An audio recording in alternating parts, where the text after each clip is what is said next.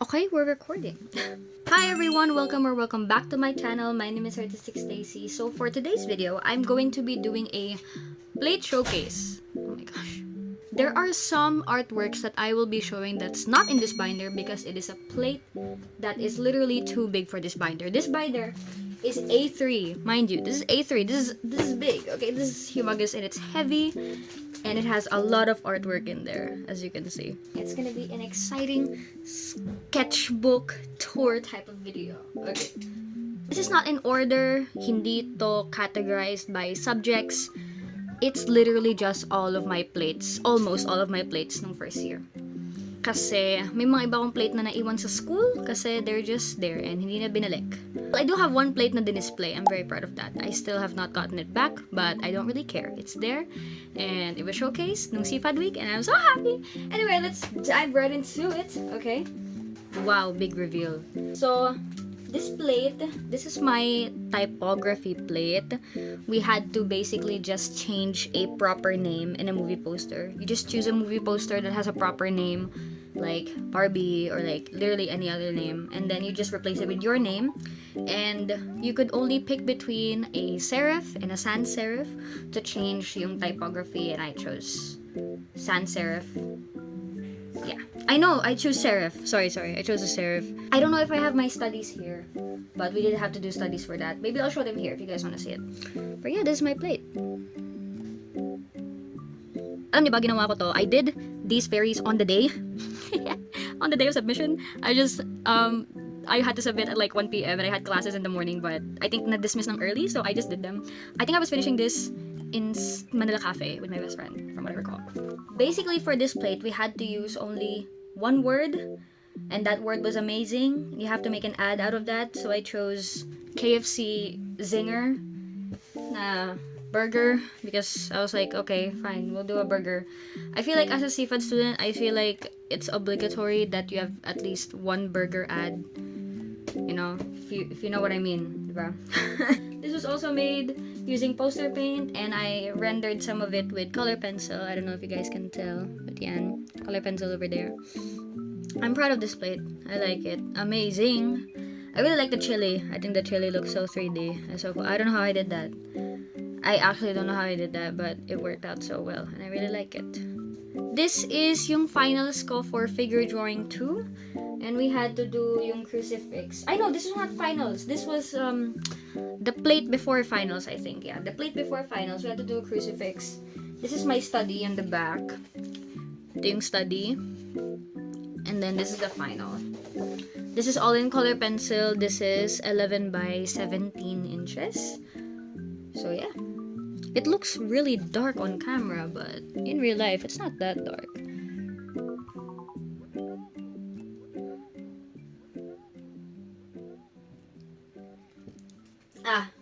This is my most proudest plate. I think you guys have seen this if you follow me on my Instagram. Okay, this is my most proudest plate. We basically had to redesign Starbucks packaging using the 3 different balance types. So, symmetrical balance, asymmetrical balance, and radial. And, okay, as you can tell, this is radial. Kasi, paikot siyang ganon. It's radial. We had to design yung box and yung packet. So, yeah, this is all in illustration board. Oh my gosh. Border yan. Hindi ko na ginamit. Anyway, yan. The second one is asymmetrical balance. Asymmetrical balance. Cool. I also added, if you guys can see, I also added gold dito. Pabilog. Looks so cool and it's shining like that. Oh, I love it. I love it so much. And then actually my favorite one, because it's teal, is the symmetrical one. This one is the most detailed one because it's the first one that I did. Alam niyo ba, not gonna lie, after doing this plate, sobrang memorize ko na yung Starbucks logo. Like, as in, I know how to draw it over and over. Yung mga border na. Let's go with this one. Ito, yung wire sculpture study ko. And, you know what? I don't really wanna show yung final na wire sculpture kasi it didn't turn out well, basically. Hindi ako marunong mag-wire and tinamad ako and hindi ko siya naplano ng maigi, so wala nangyari. It just didn't look great. So, hindi ko sa'yo papakita yung final wire sculpture. Pero ito yung studies ko. So, ayan na yun. That's that. Is yung first, I think ito ata yung first ever study ko. Yes, I remember. This is my first ever study. Kasi, hindi ko maalala. First ko bang klase, materials? Basta, this is for materials. Ito nung first semester to. First ever study ko for yung quilling. Yung final na quill, pwede ko napakita dito. Okay naman siya. It's not my favorite. It's not super planned out. Kasi nga, akala ko I could just be like, oh, bahala na. But I realized, oh, yung quilling, you can be very specific with it. You can create like shapes and like animals. And I didn't do that. Kasi, hindi ko alam. Honestly, I don't know. I guess sobrang gulat-gulat lang ako sa mga ginagawa ko. Kasi like, ang dami nangyari na. I was like, bahala na. So, wag ganun. Wag ganun ang mindset, guys. I think, ito ata yung dalawa kong failed attempt in an iconography of Beato Angelico. Mamaya, nandito yung final iconography, but ito yung trial and error ko. This one, ito yung study ko for a clay sculpture. Actually, ito, I feel like, ito yung plate sa materials ko that went super well. Ito lang ata yung plate sa materials na gusto ko. Honestly, kasi kapag materials, as in, nahihirapan ako. Not gonna lie. I do like arts and crafts. Pero ang hirap. Pero like, I feel like ito yung one na I spent time with it. Wanted to do it properly. Alam mo yun? Kasi one thing I learned from one of my professors that in every stage of development in your artworks, kailangan meron kang quality control. And I feel like since quality yung study ko, quality yung research na ginawa ko, I feel like the result was also quality. So, I really like it. Actually, ito yung sinabi ko sa prof ko na gusto ko. And then sabi niya, hindi pwede na ulo lang. So, I was like, okay. Kaya ginawa ko na yung buo. Ito yun. Gagawin ko sana si Naruto kasi I wanted to. Pero, I felt like it was a little too difficult. Ko alam kasi first time ko mag-clay sculpture na ganun kaliit. Ang liit nila, grabe. As in. And like, I was like, I don't know if I can do that. So, pinili ko na lang sila muerte. I know what this is. Ito yung studies ko for my finals in freehand drawing nung first semester.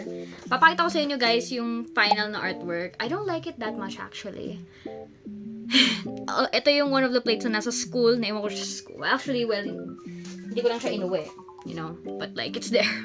Ito yung study ko for it. I think ito yung una kong studies. Yeah. Ito. I think I would have liked ginawa ko to. I don't know why hindi ko to tinuloy. Ano ba yan? Ito, this is just me practicing. I think I was warming up my hand because I didn't know what to do. Alam mo yun? I think I was in Starbucks and I was just sketching and drawing, figuring out what I wanted for my finals. Yeah. Okay, next. My studies for my piso ad plates. I think ito ata yung pinakang matrabaho kong studies ever. Ito ata yung pinakang specific na studies. Ito ata yung pinakang una. Yung pinakang una is yung morphological matrix. So basically, you're going to be putting a component and then ito yung mga possible solutions niya when you combine them. Ito ata yung mali ko. Honestly, majority of the time I was just confused on what I was doing. Ito ata yung naging final ko. Okay, ito ata. Kasi naka-vellum board siya eh. Anyway, ito yung morphological matrix na ginawa ko for my logo and logo mark. You have to pick, I think, a random object. Yeah, and then gagawa ka ng morphological matrix about it. And I chose the peso coin. So, yun yung kailangan ko gawin ng brand. Honestly, it's so like, out of the box masyado ata. Pero, we went through it. I think ito yung further studies ko on how I wanted to make piso coin. Kasi I thought na yung piso coin, it is impactful. It symbolizes wealth and growth. And it also symbolizes history or a timeline. And I went with this kasi eto ata yung baybayin na nasa piso coin. If you look very, very closely sa piso coin, meron siyang baybayin sa gilid. And I think, I don't know if mali yung research ko, but from what I researched, yung baybayin nito, ito yung symbol ng pera at the time. I don't know if tama ako but ayun siya. Yung baybayin symbol, it's basically pag gano'n na lang siya, may tuldok sa taas. And I thought it kind of looked like a person. So, yun yung naisip ko na parang symbol for it. I was trying to figure out kung pwede ko i-incorporate yung Philippine flower or Philippine sun. But I think yung pinaka-final ko nga is ito. Ended up doing this. So, meron siyang 3 star. It looked like a guy, a man, a person. Ganun siya. And then, in the actual typography ng piso, incorporated din yun dun. So, itong swoosh na to, yung ganon. So, nandun siya. Ito yung mga naging variations ko nung logo. And then, ito din yung isang variation ko ng logo mark. I really like it. It's like a bayani symbol. Diba? So, ginamit ko, from the baybayin, itong line na to, ito yung I sa piso, nilagyan ko lang siya ng ganon. And actually, it doubles as a sign ng piso. Oh my gosh, ang smart. Ang smart ko talaga. Yun yung naging ano ko. Actually, this is my proudest plate para sa akin. I think yung output medyo messy. I feel like it could be cleaner. Pero, I really like the idea na ginawa ko dito. And I really, really like it. And I'm so proud of myself for thinking about that. And then, I think, I also had to redesign yung piso coin. Bakit ko nga ba ginawa yun? I think kailangan ata eh. I don't know I think kailangan ata eh. Ayun, okay, scamper. So, kailangan ko i-scamper yung Philippine coin. So, yung scamper, ito yung also technique in ideating. So, you can substitute an element from your product. You can combine it with something else. You can adapt to the current environment or situation, modify, put to another use. Then yung ER, yung E is eliminate part of the product or reverse. So, i-reverse mo, pwedeng i-reverse mo yung function, reverse. I thought pwedeng i-reverse yung time. So, I looked at historical piso coins and ano yung mga nasa kanila before. So, instead of yung mga bayani, meron sila yung mga baka. Something like that. Basta yun. So, ito yung final design ko. Pag ganun siya. And then, ni-redraw ko din yung mga people on the... oh my gosh. Ni-redesign ko din sila. So, ito binalik ko sila kasi diba, if you look at yung pinakang-recent piso coins, naka 3/4 view sila. Pero I wanted na maging side profile ulit sila. And I looked at references of these people, si Jose Rizal, Andres Bonifacio, and Apolinario Mabini, that represents them. So, I had to study their face shape and everything, and I had to design something that actually looks like them. So, ito si Jose Rizal, Andres Bonifacio, Apolinario Mabini. Alam niyo, napaka-ambitious talaga. Okay. Alam ko to. Ito yung practice ko for fig draw. I wanted to know facial expressions and yung muscles nila. So, I basically just copied a face with muscles. And then, ginawa ko, lahat ng notes ko in figure drawing, in-apply ko siya sa mukha na to. So, in-apply ko kung ano yung mga muscles that move together. If you move one muscle, will the other muscle move? So, the way my prof described it is merong dependent and independent muscles. So, for example, here, so, nalagay ko dito not dependent. So, kapag ni-squint mo yung eyes mo, magfo-follow. Ito, pag ni-squint mo to, itong part ng brows mo, kasama din to, itong part ng nose mo. So, that's why when you squint like that, kasama yung ano mo sa nose mo. So, ganun yung ginawa ko basically. I think this is actually very helpful. It made me understand muscles. And since my next plate was like expressions, I think. Okay, ito hindi siya naka-folder. Pero, ano ko, pero ito, rushed plate. This is a plate na ginawa ko on the same day. Yung mga time sa freehand class na wala kaming ginagawa, I was doing this plate. Grabe. Huwag tayo magsa-same day plate, guys. Actually, super nakatulong yung figure drawing because looking at this now, ang daming mali. See, like, a little bit. Yan. Looks bad. I know. First semester ko pa naman yun. I learned a lot from figure drawing since then. Ito. This was yung figure drawing plate na sa kamay. Well, okay yung rendering ko, but yung rendering ko was not yung hanap ng prof ko. So, ayun. And also, may mga anatomy pa rin ng kamay na hindi pa rin tama. And ganun talaga. Okay, ito wala siyang kinoment dito. So, thank you po, sir. Mayroon pa pala isa pang kamay. Yan, ito. We had to make the pencil transparent, pero kailangan naka-pose na hinahawakan yung pencil. Anyway, ayan. So, ayan, gang. Okay, i-ano natin to, blur natin. Ay, may nudity pala to. Pwede pa to sa YouTube. Di ko alam, baka ma-take down yung video ko. Oh my gosh. Sige, igaganito natin. So, sige na. Basically, ito yung plate na sabi ng prof namin, show me what you got. Okay? So, drawing ka lang ng figure and then papakita mo sa kanya and then he'll comment on it. So, nag-comment siya and everything. So, ayun nga. Eto, if you guys don't know, sa materials, nung first semester namin, we had to do paper mache. And tinroon kami kung paano mag-paper mache nun with cardboard and paper. And sobrang matrabaho siya, as in, each class member had to do something na stackable. Kasi yung concept nila is that when the final sort of sculpture is finished for each section, na it will be easy to take apart kasi everything is stackable. It's sort of like building blocks like Lego. So, ito yung studies ko for that. I think ito yung ginawa ko. Pero hindi ko na ginawa si Mario kasi sobrang nahihirapan ako how to make a pixelated Mario na 3D. And sobrang, as in, sobrang, hindi ko na lang ginagawa ko. And like, sobrang napagod ako. Pero anyway, ito yung studies ko. Studies took a lot of time. I wanted to visualize ano ba talaga yung gusto ko, what do I want to do. And actually, as someone that doesn't play any games, this was hard. Kasi it's hard to make a study for something na, alam mo yun, hindi mo alam. I researched all I could, but like, I'm not interested kasi in games. But whatever. So, ayan. Study pa ako ng mga sides, left side, right side. Ito, design like a 3DS na stackable. So, like, etong part na to and ito. How would I build that? And ano yung mga part na, this like 3 feet and 3 feet. Alam mo yun, like, pagod. Etong design for a TV. I think etong design na to kinuha din. And then, I think ni-modify lang when it was, for the final. Pero, okay din siya. I know this plate. Ito yung, I think, first ever plate ko sa,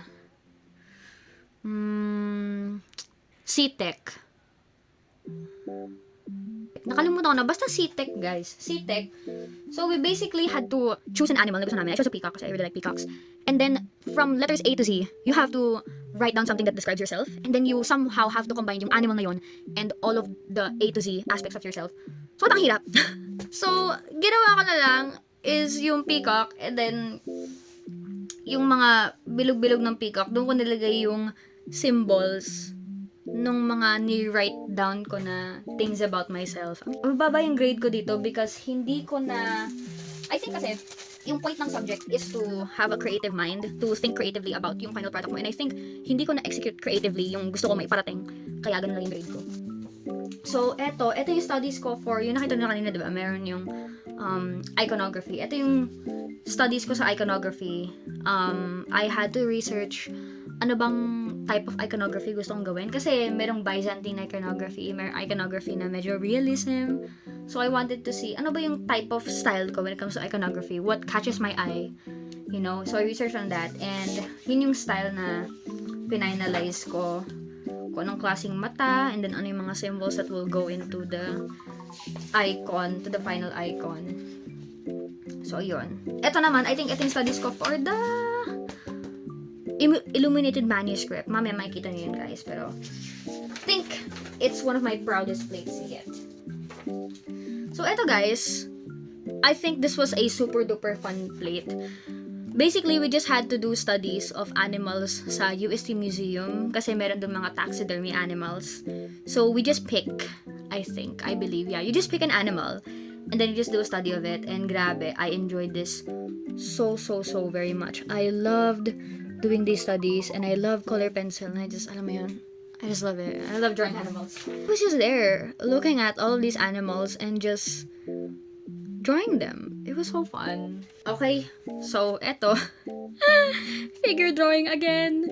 May mga comment yung prof ko, pero wala. Basta naka-cover yung signature niya. Anyway, so, ito, we basically binigyan kami ng picture and then we just have to copy it na line lang. Actually, ang hirap. Kasi alam mo yun, you get distracted by all the shadows na paminsan, this part looks smaller than it is.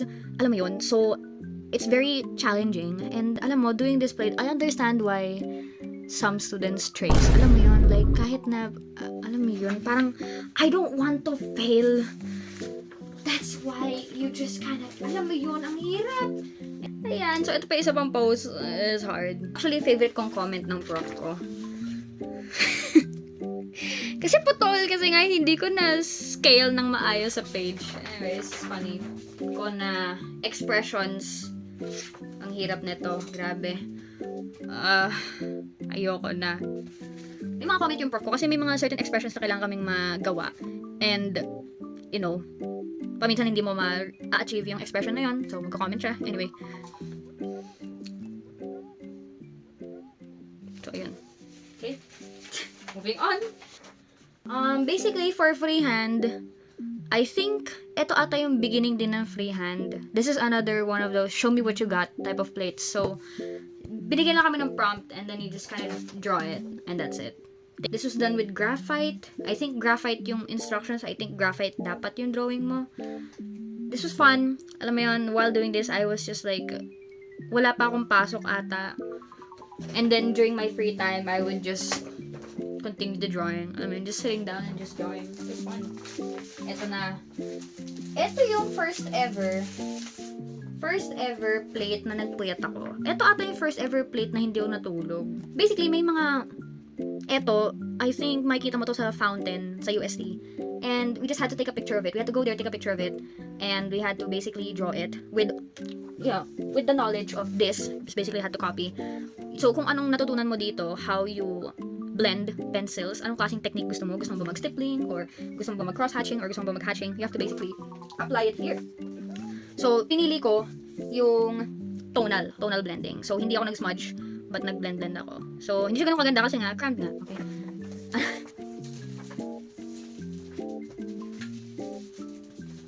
Okay. So, remember yung studies ng animals. So, ito na yung final na ginawa mo. We basically just had to pick ano yung bet mo na animal. And then, you basically just have to do an illustration of the animal. I actually forgot what type of paper this is, but very specific kasi yung prof sa paper. But I really like this paper. It's very toned. And then, we had to do it in color pencil. And I chose yung koala. I just thought it was so cute. Basically, I think yung goal was from the taxidermy sketch na ginawa mo, how can you put the animal in a situation where mukha siyang mas buhay? So, I had to research yung mga... Nag-research ako sa mga koala where they mostly lived, saan sila nagtathrive. That was very fun. There were specific flowers in their area. I wanted to draw it, pero I think tinamad na ako, and this was due like 11:59 and I was doing it like 8 p.m. 9 p.m. and I was like, napapagod na ako talaga. So, like, I tried to draw the flower but I didn't like it. So, ano ko siya, I just painted over it and then ginawa ko na yung background. So, ayun na siya. Wala siyang mga leaves. Sorry. But, ayan siya. Yun yung nangyari. Oh my gosh, guys. Ito na yung plate we've all been waiting for. Ay, wait! May isa pang plate. Soft pastels. Draw plants around UST. That's it. So this is yung iconography plate ko. Iconography and illuminated manuscript plate ko. This is Beato Angelico as an iconography. Ito yung style ko na iconography. I do like it. And as you can tell, may gold. Honestly, I wanted to do gold leaf. Pero wala, hindi na ako nakabili. Just had gold paint. So, ayan na yun. And then, yung illuminated manuscript, here we go. Oh my gosh. Still so proud of this up to this day. For this illuminated manuscript, nag-research ako ano ba yung type of illuminated manuscript na gusto ko. And then you also had to add symbols. I think, there are Christian symbols that you had to base off of. And then you have to represent yung si Beato. So, kung ano yung mga qualities ni Beato, meron siyang specified na Christian symbol. And then, yun yung i-add mo. So, may dove, ox and donkey, maybe.